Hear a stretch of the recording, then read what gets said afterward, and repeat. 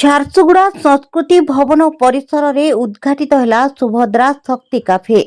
ଜିଲ୍ଲାପାଳ ପହଞ୍ଚି କାଫେର କଲେ ଉଦ୍ଘାଟନ। ଝାରସୁଗୁଡ଼ା ଜିଲ୍ଲା ସଂସ୍କୃତି ଭବନ ପରିସରରେ ବିଶ୍ୱ ଜନନୀ ଫେଡେରେସନ ପକ୍ଷରୁ ଏକ ସୁଭଦ୍ରା ଶକ୍ତି କାଫେର ଶୁଭାରମ୍ଭ କରାଯାଇଛି। ଝାରସୁଗୁଡ଼ା ଜିଲ୍ଲାପାଳ କୁନାଲ ମୋତିରାମ ଚୌହାନ ନିଜେ ପହଞ୍ଚି କାଫେର ଉଦ୍ଘାଟନ କରିଥିଲେ। ସଂସ୍କୃତି ଭବନଠାରେ ଜିଲ୍ଲା ଲାଇବ୍ରେରୀ ଥିବାରୁ ପ୍ରତିଦିନ ଶହ ଶହ ପିଲା ସେଠାକୁ ପାଠ ପଢ଼ିବା ପାଇଁ ଆସିଥାନ୍ତି।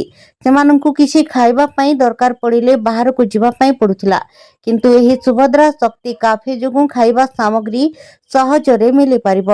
ଏହି ଫାଉଣ୍ଡେସନର ମହିଳାମାନେ ସ୍ୱାସ୍ଥ୍ୟକର ଖାଦ୍ୟ ତିଆରି କରି ପିଲାମାନଙ୍କୁ ଦିଆଯିବ ବୋଲି ସ୍ପଷ୍ଟ କରିଛନ୍ତି।